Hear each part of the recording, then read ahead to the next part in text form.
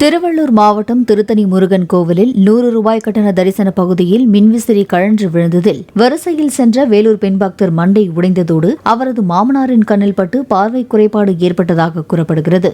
பாதிக்கப்பட்ட வித்யாலட்சுமி என்ற அந்த பெண் கோவில் நிர்வாகத்தின் அலட்சியமே விபத்திற்கு காரணம் எனவும் தங்களது மருத்துவ செலவிற்கு யார் பொறுப்பேற்பது எனவும் கேட்டு வீடியோ வெளியிட்டுள்ளார். இது வரைக்குமே எனக்கும் எங்கள் மாமனாருக்கும் 50,000 ரூபாய் செலவாயிருக்கு. கிட்டத்தட்ட ஒரு வாரம் ஸ்டே பண்ண சொல்லியிருக்காங்க எங்கள் மாமனாருக்கு.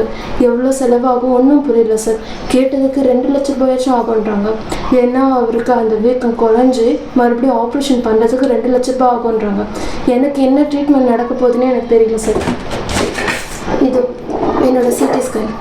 எனக்கு என்ன ட்ரீட்மெண்ட் பண்ண போகிறாங்கன்னு இது வரைக்கும் தெரியல. இதுக்கெல்லாம் முழுக்க காரணம் மேனேஜ்மெண்ட் மட்டும்தான் சார். அவங்களுடைய அலட்சியம் மட்டுமே காரணம். பிளே ஸ்டோர் மற்றும் ஆப் ஸ்டோரில் இருந்து பாலிமர் செயலியை QR கோடு மூலம் பதிவிறக்கம் செய்யுங்கள். செய்திகளை உடனுக்குடன் பெறுங்கள்.